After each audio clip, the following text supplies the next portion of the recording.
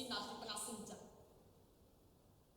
Maafkan aku, melihat dari cara berpakaian dan kecantikanmu, sepertinya kau seorang putri. Bolehkah hamba mengetahui siapakah namamu, Tuan Putri? Roro Jonggrang. Nama yang indah, nama yang sesuai dengan kecantikanmu.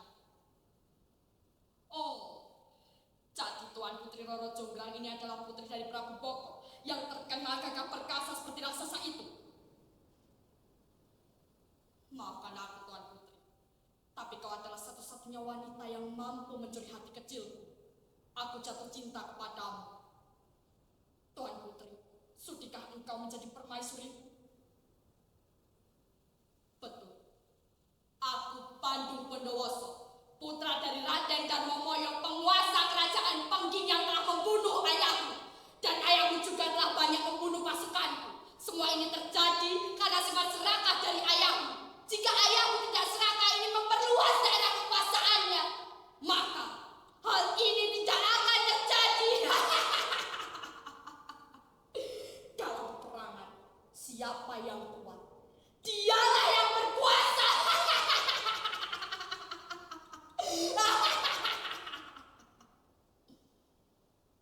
Jadi kau menolak menjadi permaisuri?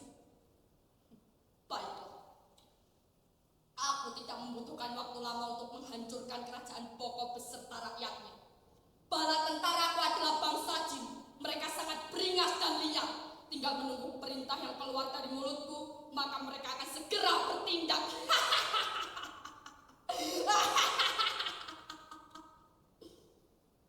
Sekarang kau menerima permintaanku. Syarat? Tentu saja, Tuan Putri.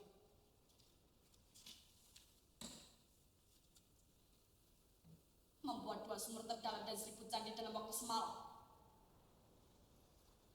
Baiklah.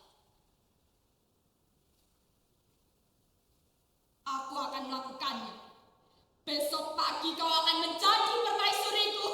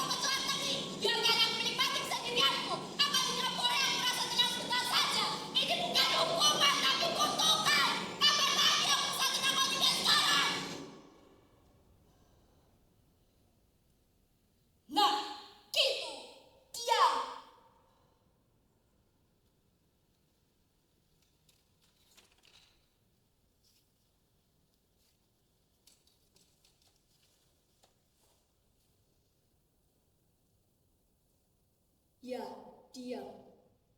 Tenang seperti ini. Biarkan aku menikmati hari demi hari, bergeser dengan segala keindahannya. Biarkan aku menjadi korban abadi yang membeku karena hausnya nafsu penguasa zaman.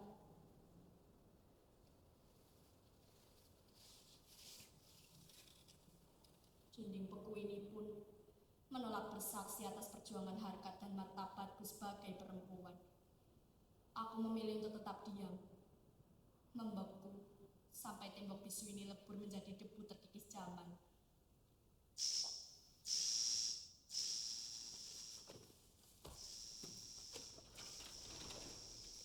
Hei sobat kecil, apa kabar?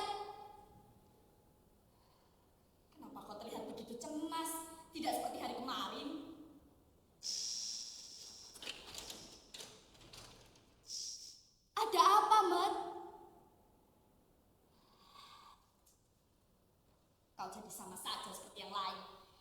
Teddy, Supri, Alex, Parno, Randy. Mereka memang tidak suka dan bosan mendengar ceritaku yang sama setiap hari.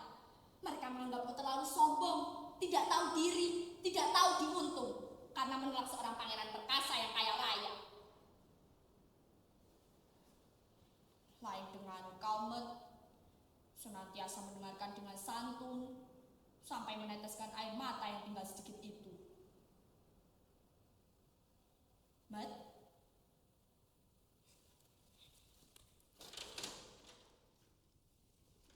Mat? Selamat? Mat? Ayolah, jangan sembunyi. Keluarlah sayang. Aku berjanji tidak akan meninggalkanmu. Aku akan selalu menemanimu. Mat? Selamat? Di situ kau rupanya. Ayo, sini. Kemarilah. Baiklah.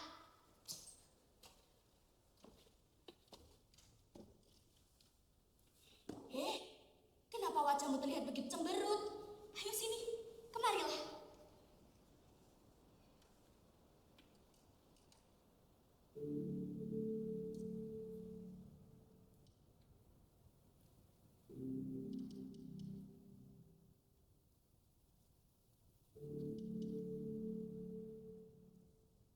Hari ini akan menceritakan kembali masa silamku. Walaupun aku tidak tahu dengan pasti siapa ibuku, tapi yang jelas, ayahku adalah seorang penguasa terpandang yang ditakuti oleh semua pengikutnya. Apapun yang diinginkannya, tidak ada satupun yang berani menampiknya. Gila, apa katamu itu?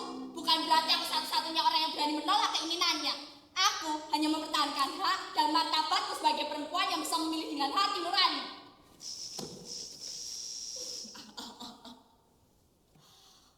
Walah, Dek Loro, Dek Loro. Senang sekali kamu berbicara tentang hak dan martabat seorang perempuan. Dan sampai kapan aku harus tertawa mendengar cerita-ceritamu itu?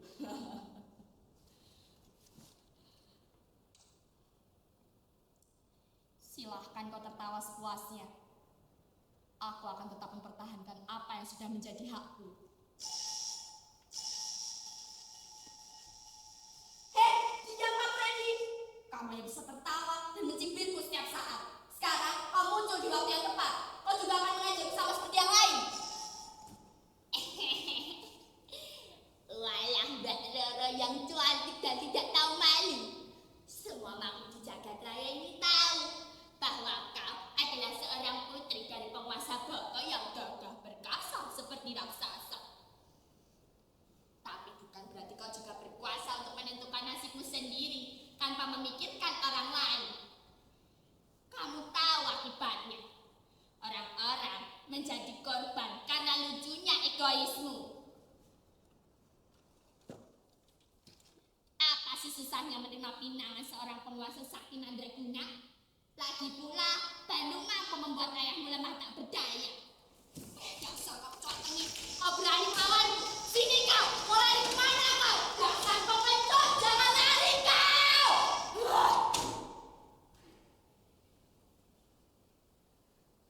Kenapa?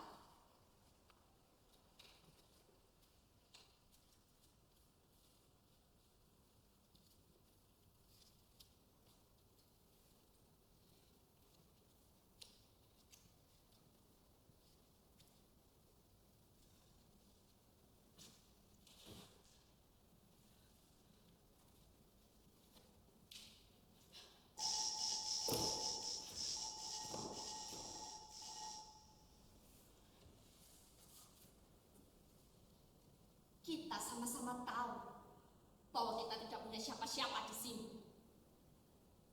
Tapi aku jauh lebih bermartabat dibandingkan kau kecoa tengik. Apa?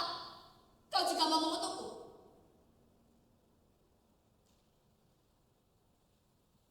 Apa yang mereka lakukan padaku tidak menggunakan hati nurani. Mereka hanya memikirkan kepentingannya sendiri. bagaimana dengan hati nuranimu? Kamu hanya bisa makan dan kencing di sembarang tempat. Hati nurani hanya untuk manusia yang dapat berpikir secara sehat, bukan untuk para penguasa yang boleh memaksakan haknya.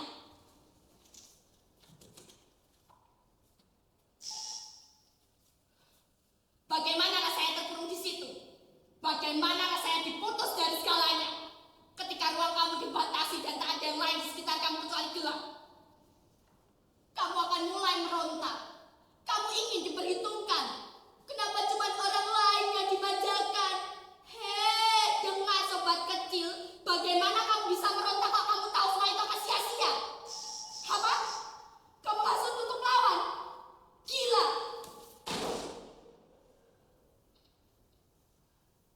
Tidak bisa, kawan. Mereka seperti dinding beku ini. Keras dan berlumut. Tidak ada gunanya, kawan. Oh, sepertinya otakku sudah mulai kacau. Selamat tinggal, kawan.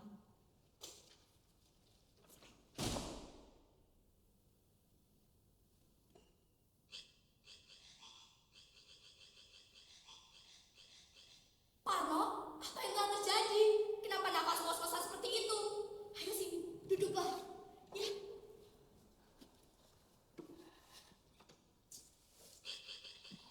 Walah, Parno. Seharusnya kamu sadar akan tubuh tuamu itu yang sudah tidak dapat dipaksa berani lagi. Jangan samakan seperti Mardi, Gandol Jiman, dan kecoa lainnya. Mereka masih muda.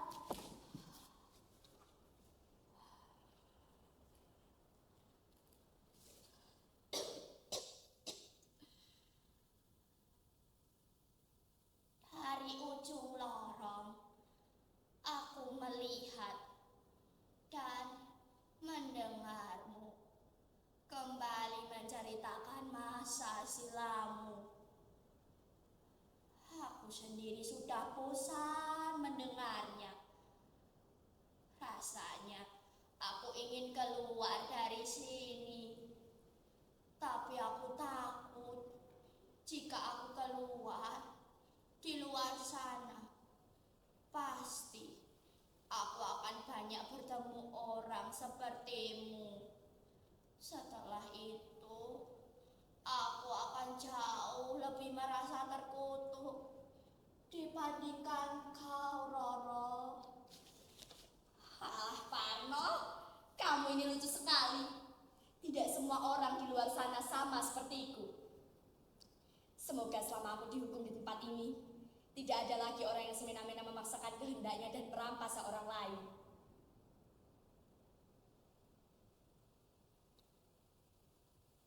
Ya, kamu benar. Semua memang salahku.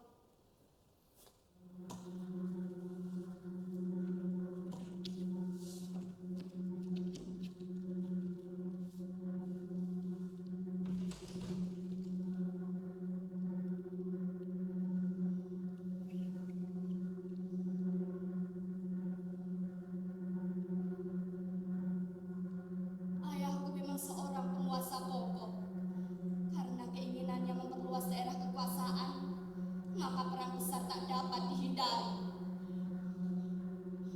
Bandung Bondowoso beserta bala bantuannya membumi hanguskan hampir seluruh daratan Popo. Di dalam taman, aku hanya dapat menyaksikan hancurnya istana megah menjadi puing-puing berserakan. Api terlihat di mana-mana, semakin besar dan lahap apa saja yang dilewatinya. Baru kali ini, aku melihat Prabu Boko terkeleng mata berdaya di bawah telapak kaki Bandung Bondowoso. Ketakutanku semakin memuncak ketika petir berhamburan menyambar kersian yang tinggi-tinggi oleh Bandung Bondowoso dan ditancapkan tepat di dada Prabu Boko. Tidak!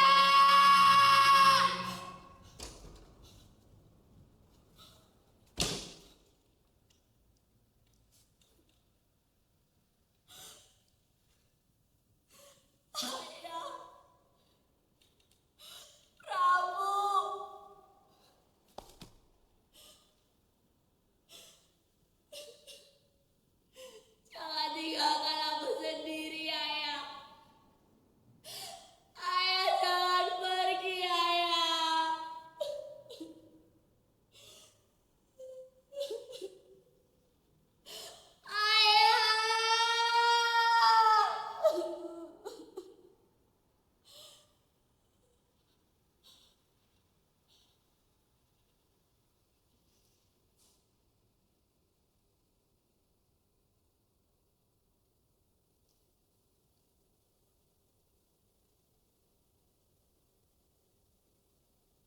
Kesalahanku yang pertama.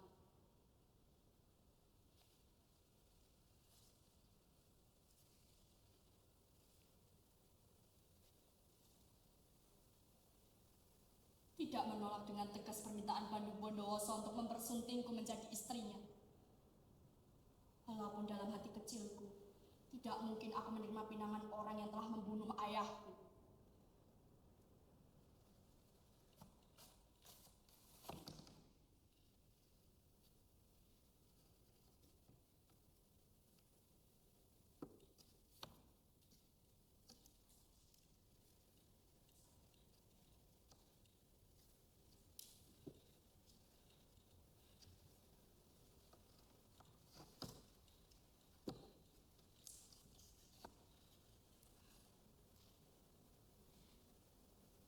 Tapi di sisi lain, ancaman Pandu Bondowoso yang akan meratakan seluruh penduduk Poko membuatku semakin merasa tersudut dengan segala keputusan.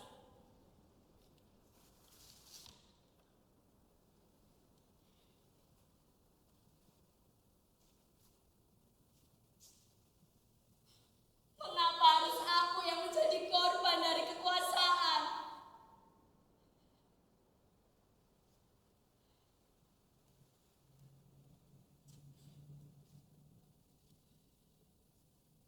Kesalahanku yang kedua, pura-pura menerima dengan segala syarat yang mustahil untuk dilakukan, membuat 2 sumur terdalam dan 1000 candi dalam waktu semalam.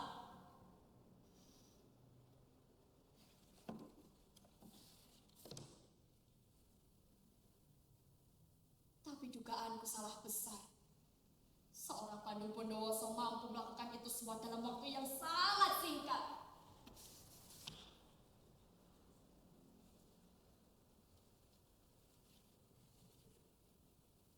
Pandu semakin murka setelah mengetahui penyebab kegagalannya membangun 1000 candi adalah ulahku. Aku tahu itu semua ada resikonya, dan aku harus rela menerima semua hukuman dari Pandu Bondowoso.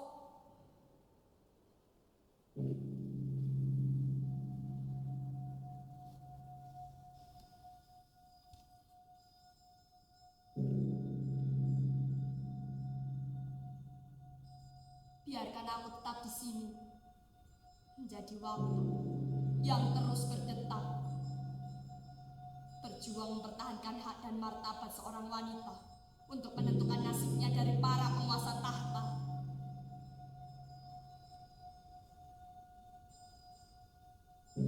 Selamat tinggal sobat kecil. Aku tidak akan kembali menceritakan masa silamku seperti hari-hari sebelumnya. Pada hari ini kalian bebas. Pada hari ini aku bebas. Walaupun tubuhku terpatok di antara dinding beku ini, tapi jiwaku sudah bebas. Aku tidak memerlukan kebebasan tubuh lagi. Selamat tinggal kawan. Selamat tinggal kecoa tengik. Selamat tinggal semuanya.